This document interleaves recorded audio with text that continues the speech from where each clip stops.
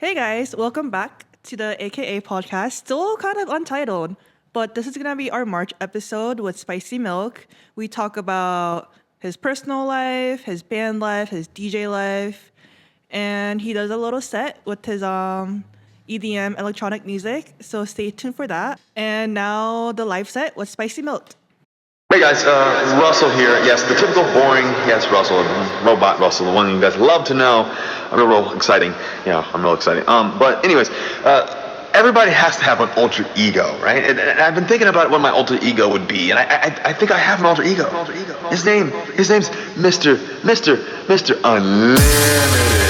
You gotta be unlimited. You gotta have a thought process of being unlimited. So when people ask you, what you're thinking about, or what you want to do in life, or where you want to go, you gotta be unlimited. I wanna fuck my computer, 'cause no one in the world knows me better. It says my name, it says fast children bitch, and no one in the world does it better. I wanna fuck my computer, 'cause no one in the world knows me better. It says my name, it says fast.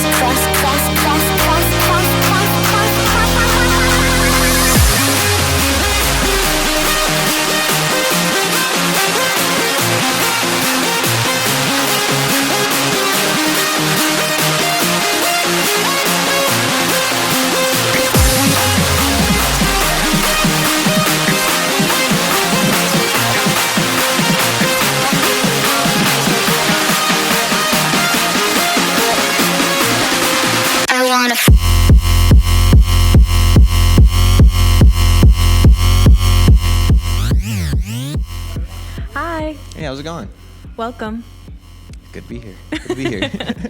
Would you like to introduce yourself? Yeah, I'm Deric, also known as Spicy Milk, but you can pretty much go by Milk these days. I think it's the first year I went by a nickname more than my real name. Oh, okay. Have you ever had a nickname? No, it's new to it. Okay, real. I've yet to get there. Yeah, Maybe one day. We'll work on it. We'll workshop one. Okay.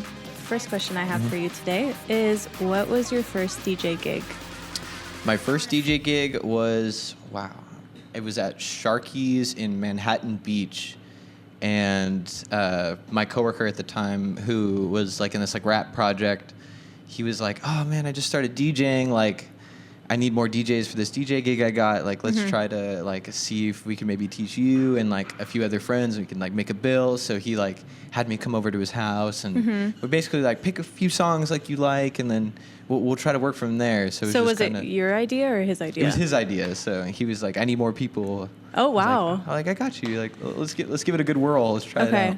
But you had been kind of like in the realm of producing stuff before. Yeah, I was like most of the time I was making like production stuff for the band that I play in, Lunar Riptide, and I was doing some stuff on the side for some other people. Yeah. And like I've always had a love for electronic music, so I wanted to try to find a way to ease that into my like busy like music life as it was, and I felt like DJ would have been a perfect way. And then he hit me up, and I was like, oh, like perfect. Like that. Sometimes exactly where my head people was. know you more than you know yourself. And they know where you fit. Yeah. Okay. With Lunar Riptide, what's your dream gig versus what's your dream gig Spicy Milk-esque? Gotcha. My dream gig with Lunar Riptide has always been the Constellation Room at the Observatory. I feel like we've done stuff Such a beautiful place. that are like people would perceive as like maybe like a larger capacity spot, but that place still reminds me of like home. So it's like I always like gotta come back and try to see if we can play there. But I also feel like the Constellation Room, even though it may not be like, okay, you have made it or like anything at the observatory, it's like it is something that is so near and dear to so many people's hearts. And like for me as an audience member, I would rather go to the observatory than I would a big like the YouTube theater or something like that. It's just got a cozy like you can go right outside, and it's got a cool vibe outside. It's like not hard to park at compared to most venues. Right. So it's just convenient. It's really fun. Fair. Then for Spicy Milk, man, I don't know. I'm still like so new to it all. I feel like I'm like learning guitar over again.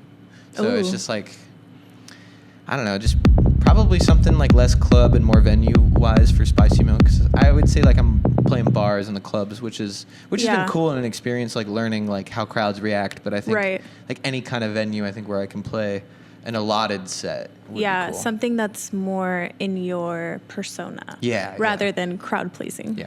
Yeah. Do you ever feel like that's a thick or thin line to walk when you're DJing? It felt like it initially, just because I was so unsure of like what I should classify as like a spicy milk set, and like you're the DJ for a club tonight, Right. and more of like I'm gonna find ways to sprinkle it in regardless.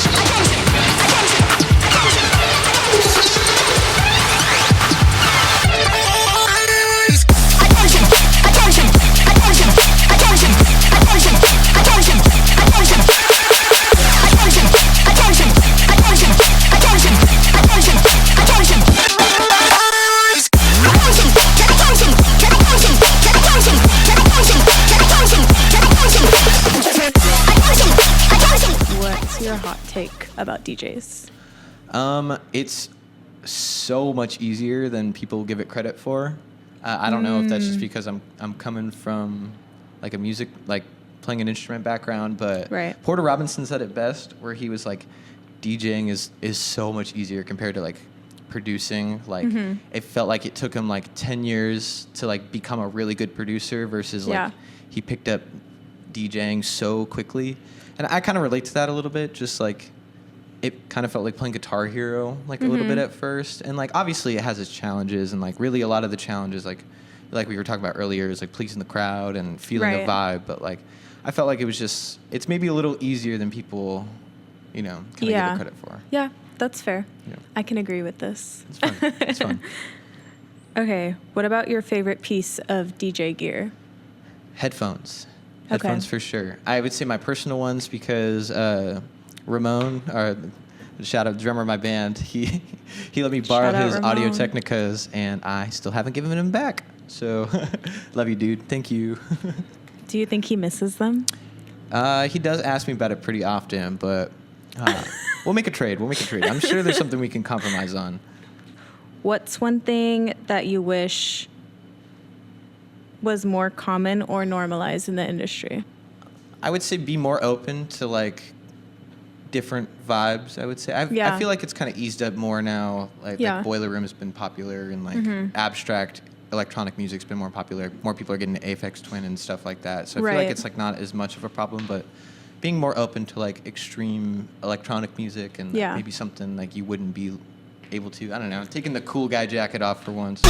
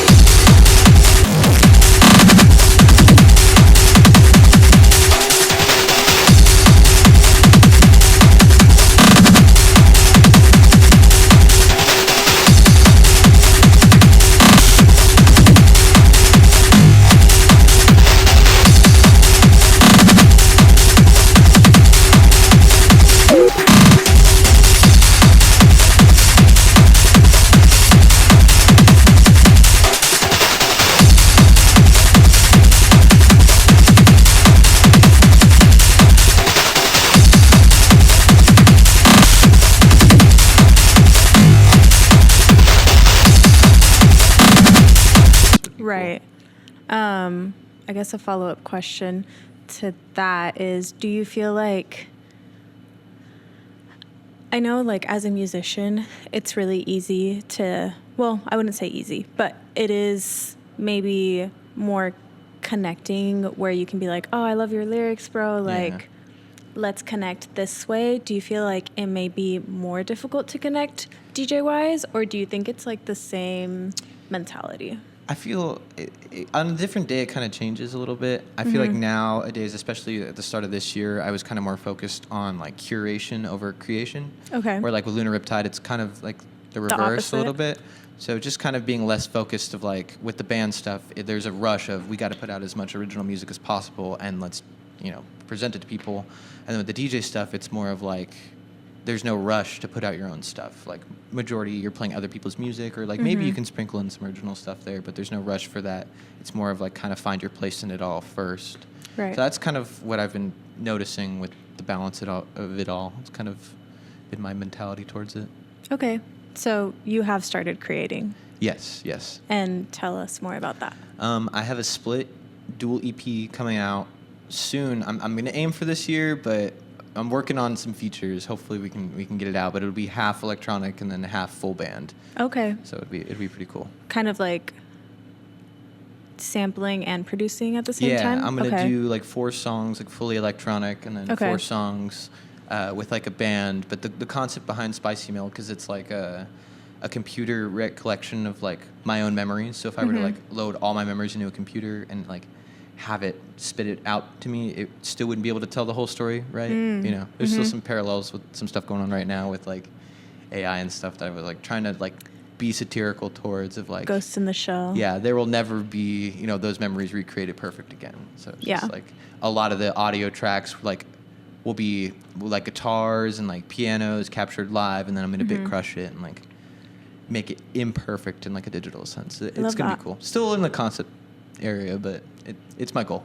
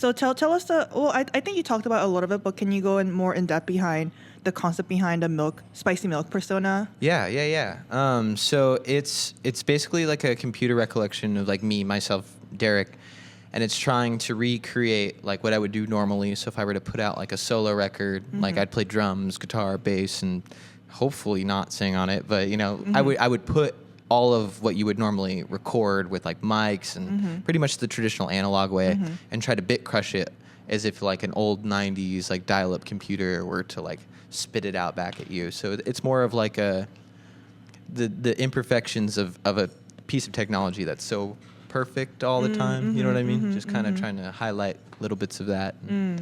So then why is the milk spicy?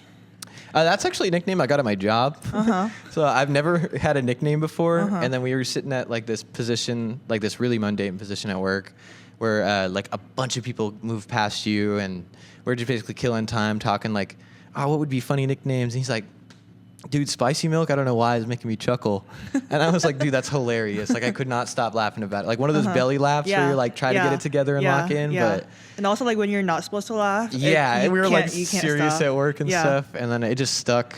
And then I started putting it as like my gamer tag on like Steam and stuff. Which, you know, if you're on Steam and you see me. Spicy Milk, it is him. It is me. It's not a fake account. Playing it's not Sonic Rumble. Favorite Sonic character? Oh man, I'm a Jet the Hawk guy. I love Jet the Hawk. Dude, I'm a big fan. I'm a big fan. I would say next in line for sure is Metal Sonic, but Jet takes it because the GameCube game Sonic Riders. Oh, dude, I was like, who's that? Like in the store, like begged my mom to get it. Yeah. So definitely Jet. Is that your favorite game? Sonic Rider? No, I would say my favorite game now is Doom 2016. It's just like this shooter game from 10 years ago, but the soundtrack is incredible. Real though. Speaking of Unk, this episode is supposed to come out in March. Okay, cool. And guess what's happening in March, guys? It's Milk's birthday, so it's gonna be a little birthday month. No, it's getting lit. Do you like birthdays in general? I do. Yeah. I had like a weird in between factor, like when I was 21 to like 23, and like that was like kind of when we were going through COVID and coming out of it, where I'm like nobody wants to come out for my birthday, like you know what I mean? I feel like obviously like that's not true. Story of my life, but I feel like as I've gotten older, it's more of like. It's more of we're hanging out with friends and definitely being friends with like Ramon and seeing how, like his birthdays and stuff. Just kind of getting a better idea of like, oh no, there should be just like a hangout, chill session with friends, and less of like a, oh God, I'm turning a year older. You know what I mean? Yeah. Actually, you pulled up to my birthday. Yeah. That was fun. Hell dude, yeah. That was a good time. Hot that was dogs? a good time. And marshmallows and stuff. It was a blast. We got to jam with a rum. Oh, that was fun. Good times. Yeah. Well, then when is your birthday? March 8th, International Women's Day. Oh my god! Happy early International Women's Day to everybody watching. Shout out woman for real. Shout out for real. Shout out to my mom. Shout out Milk's mom, Mama Milk. How long have you been in like the music, world? What led you down this very musical path? I was thinking about this the other day. I don't think I have a memory early enough without like music or playing music. I come from a musical family. My mom's like a singer and my dad's a drummer, and my uncle is also a singer, guitar player, like multi-instrumentalist. So it was just always like they were hanging out and making music, and they were playing all down SoCal, and I just grew up seeing it all. So I just thought that's what older people did. So I was just like, all right, very like normal. When I get old enough to play shows, I'm gonna play shows for the rest of my life, and can't escape music. It's everywhere. So it's just kind of that. Just kind of you just kind of bore into it. Yeah. Then do you get any like imposter syndrome? Yeah. What kind of like imposter syndrome do you get? All the time. I feel like just because I started out in the metal scene and was a bass player to begin with, so now I'm not doing either of those things. Like, I play guitar in an indie band and I DJ like electronic music, like so far away from it that I was like kind of having issues with it. But one of my heroes, Skrillex, he used to play in a post-hardcore band like when he was really, really, really young, and then was like, oh no, I want to do something else, and like we started making like electronic music, like the Skrillex now, like all the crazy wubs and stuff. And I always thought that story was cool. Like he came from like a metal post-hardcore scene, like straight into something totally different, which is really cool. That's cool. And are there any other stuff on the creative spectrum that you want to try out? Like it doesn't even have to be like music. I would have to say two probably come to mind. Yeah. One music and one not. I definitely want to make a movie like of some kind. Like I'm really down to like I love writing and I love acting from time to time if I can. And it'd be really cool. I watched Bottoms and I was like, I want to make a movie. Who's down? So that would be cool. If you want to do a little comedy type beat, it would be sweet. Call me. I'm down. I'm totally I'm so down. And then a second goal of mine, music-wise, is I want to make an album with my brother at some point. He's 11, and like My mom just showed me a few videos of him like playing drums, and he's like finally coming along like with it. So it's definitely my goal to make an album with him because I've always like thought it was really cool. Like Nat and Alex Wolf from the Naked Brothers band, like back in the day, they were really young making records together, and they still do and, like make movies together and stuff, which I always thought was really cool. So Ian, if you're seeing this, let's make an album, dude. Let's make an album. Well then, where can everyone find you with these all these projects? Yeah, with Spicy Milk, pretty much it's at Spicy Milk everywhere except Instagram. It's at Young Spicy Milk. They won't give me the Spicy Milk tag yet. I'm begging that person. And then if you want to follow my band at Lunar Riptide too. Well, thank you so much for coming out with us and doing a little set. This was so fun. Thank you to AKA and thanks to K Sera for having us. Oh yeah, shout out Sera for letting us do a little, set here. It's like I am so happy that this happened here. I think totally dope. This place really holds a special place in AKA's hearts. So 100%. Same. I had a few gigs here with some friends. And it means a lot to me. Especially it's pretty easy to get to too. So it's fire. Tip your bartenders. Wash your hands. Call your mom, and we'll see you next time. Later.